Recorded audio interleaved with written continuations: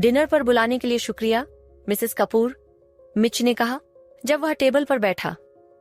आपका स्वागत है, समायरा ने मुस्कुराते हुए जवाब दिया। आराम से रहो मिच, मैंने अपनी पत्नी को सब सच्चाई बता दी है। वह जानती है कि तुम उसके बॉडीगार्ड हो, इससे मेरा काम आसान हो जाएगा। मिच ने कहा, तुम्हें हफ्ते में 2 बार उसे सिटी ले जाना होगा, क्योंकि मैं नए होटल के काम में व्यस्त रहूंगा। खाना खाने के बाद समायरा ने माफी मांगते हुए कहा कि वह ऊपर जा रही है और दोनों आदमियों को बात करने के लिए छोड़ दिया। वह खिड़की के पास खड़ी बाहर देख रही थी जब कबीर अंदर आया और पीछे से उसकी कमर में हाथ डालकर उसे अपनी ओर खींच लिया। क्या सोच रही हो? उसने उसकी गर्दन पर किस करते हुए पूछा। बस यही कि मौसम ठंडा होने लगा है और मैं सोच रही थी कि क्रिसमस के समय यहाँ कैसा मौसम होता है। क्या यहाँ बर्फ गिरती है? इटली के इस हिस्से में बहुत कम बर्फ पड़ती है, कई बार तो बिल्कुल भी नहीं। ये तो अफसोस की बात है, मैं क्रिसमस पर बर्फ की उम्मीद कर रही थी। उसने उसकी ओर मुड़कर अपनी बाहें उसकी गर्दन में डाल दी। मुझे क्रिसमस का इंतजार है, रोशनी और सजावट के बीच ये कितना खूबसूरत होगा। लेकिन उसने महसूस किया कि कबीर तन गया है और अचानक उसकी बाहों से निकल गया। मैं क्रिसमस या कोई और फेस्टिवल नहीं मनाता। उसने हल्की सी हंसी दी, थोड़ी नर्वस होकर। कैसे नहीं मना सकते? बचपन में मेरे पिता इन सब पर विश्वास नहीं करते थे, न पेड़ न तोहफे। हमें क्रिसमस मनाने की इजाजत ही नहीं थी और अब मुझे कोई वजह नहीं दिखती इसे शुरू करने की। ये तो बहुत सैड है। तुम्हें बचपन में कभी गिफ्ट्स नहीं मिले? ये तो बहुत क्रूर है, लेकिन वह बीता हुआ समय था कबीर। अब तुम बड़े हो और अपनी मर्जी से जी सकते हो। मुझे क्रिसमस बहुत पसंद है और मैं चाहती हूँ कि हमारा बच्चा सारे त्योहारों का आनंद ले। कबीर ने तेजी से उसकी ओर देखा। मैंने कह दिया समायरा, कोई त्योहार नहीं, मैं इस पर और चर्चा नहीं करूंगा। उसके गाल लाल हो गए, आंखें आंसुओं से भर गईं। हाथ हवा में उठाते हुए उसने कहा, ठीक है, अगर यही तुम्हारी मर्जी है। सिर झुकाकर वह आगे बढ़ने लगी, लेकिन उसने उसका हाथ पकड़ लिया। समायरा, उसकी आवाज में पछतावा झलक रहा था। उसे दुखी करना और उसकी आंखों में आंसू देखना बिल्कुल अच्छा नहीं लग रहा था।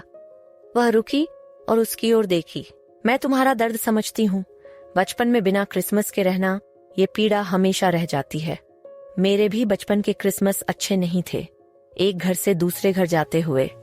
मुझे तो मुश्किल से एक तोहफा मिलता था, कभी नई ड्रेस, कभी एक गुड़िया।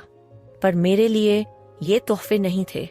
असली खुशी थी टेबल पर बैठकर सबके साथ खाना खाना, हंसना, खेलना। क्रिसमस है कबीर, इससे भागा नहीं जा सकता। यह कहते हुए वह नीचे चली गई, अकेले रहने की चाहत में। सोफे पर बैठी वह कबीर के लिए दुखी हुई। कितना उदास रहा होगा वह बच्चा जब क्रिसमस की सुबह उठकर उसने कभी पेड़ या तोहफे नहीं देखे। उसने कभी त्योहार की असली खुशी महसूस ही नहीं की। लेकिन अब वो उसे वही खुशी देने वाली थी। उसके दिमाग में एक प्लान बनने लगा। इस बार कबीर को जिंदगी का सबसे बड़ा सरप्राइज मिलने वाला था। जब वो कमरे में आई तो कबीर पहले से ही बिस्तर पर था। उसने उसके चेहरे पर देखा कि क्या वह अब भी नाराज है, पर समायरा कुछ बेहतर मूड में लग रही थी। वह उसके पास आकर लेट गई। तुम ठीक हो? कबीर ने उसे अपनी ओर खींचते हुए पूछा। हाँ, उसने कहा और उससे लिपट गई। उसे ये बहुत आसान लगा। वह नाराज नहीं दिख रही थी और उसे शक हुआ कि कहीं उसके मन में कोई और प्लान तो नहीं। क्या तुम पक्के तौर पर ठीक हो? क्या अब भी मुझसे नाराज नहीं हो? उसने ऊपर देखते हुए कहा। तुम्हारे माता पिता क्रूर थे, लेकिन मुझे विश्वास है जब तुम पहली बार अपने बच्चे को अपनी बाहों में लोगे तब तुम अपना विचार बदल दोगे।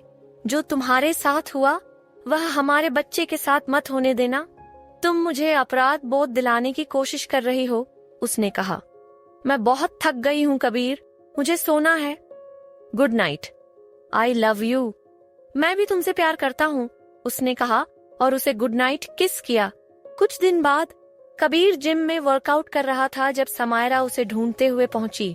मैं अपनी क्लास के लिए जा रही हूँ, मिच कह रहा था वह मुझे लेकर जाएगा। वह पसीने से लथपथ वर्कआउट रोककर बोला, हाँ, मैंने उससे कहा था मैं तुम्हें ले जाता, पर मुझे कुछ बिजनेस एसोसिएट्स से मिलना है। मेरी मीटिंग्स देर रात तक चलेंगी तो तुम डिनर मेरे बिना ही कर लेना। ओह ठीक है, मैं थोड़ी शॉपिंग भी करना चाहती हूँ, अगर तुम्हें आपत्ति न हो। किस लिए? उसने तौलिए से चेहरा पोंछते हुए पूछा। बस कुछ जरूरी चीजें लेनी है। मेरा पर्स मेरी जेब में है, ले आओ एंजल। तुम कब तक घर आओगे? करीब 9 बजे, कबीर ने कहा और उसे अपना एक क्रेडिट कार्ड थमाया। ये तुम्हारे लिए है, इसे अपने पास रखो। अब तुम्हें पैसों के लिए मुझसे पूछने की जरूरत नहीं है। उसने उसे किस किया, उसे अपने पसीने से भीगे शरीर से खींच लिया और समायरा ने बाकी औरतों की तरह पीछे हटने की बजाय उसे और कसकर गले लगाया और गहरे प्यार से चूमा। मिच उसे उसके अपॉइंटमेंट पर ले गया और दरवाजे के ठीक बाहर खड़ा रहा जब तक वह खत्म नहीं हुई। घर चलें, मिसेस कपूर? अभी नहीं, मुझे थोड़ी शॉपिंग करनी है और बैग्स उठाने के लिए तुम्हारी मदद चाहिए। मुझे कुछ डेकोरेशन के लिए सामान लेना है। क्या तुम्हें पता है क्रिसमस ट्री कहाँ मिलेगा? Christmas tree? आपको उसकी क्या जरूरत है?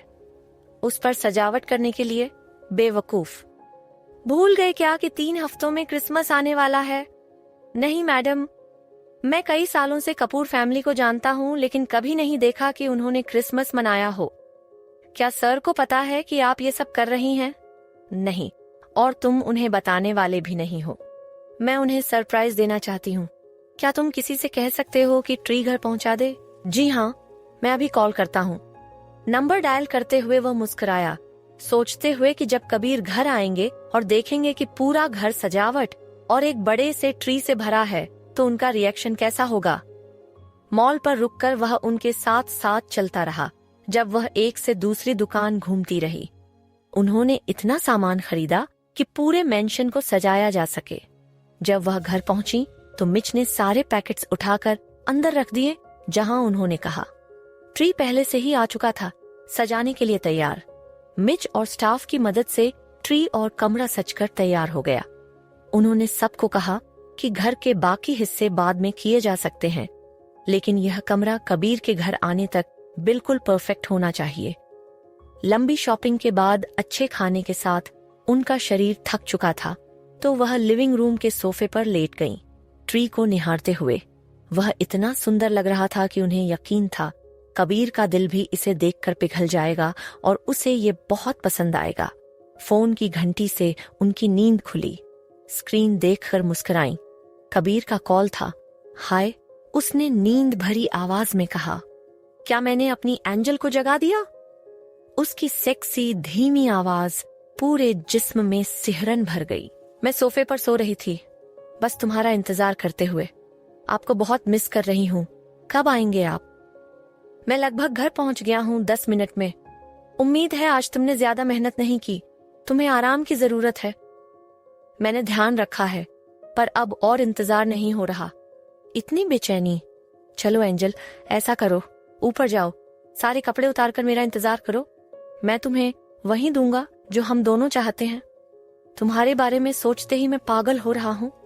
कबीर, आप कितने शरारती हैं। उसने हंसते हुए कॉल काट दिया। उसकी बातें, उनकी धीमी और गहरी आवाज हमेशा की तरह उसे गर्म करने लगी थी। घड़ी देखी, उसे पता था कबीर अब तक ड्राइववे में पहुंचने ही वाला होगा। वह दरवाजे पर उसे वेलकम करने चली गई। दरवाजा खुलते ही उसका दिल थम सा गया। गहरे रंग का सूट, सफेद शर्ट, लाल टाई और ऊपर से उसकी खुशबू, सब ने उसकी चाहत को और भड़का दिया। लेकिन अभी पहले सरप्राइज।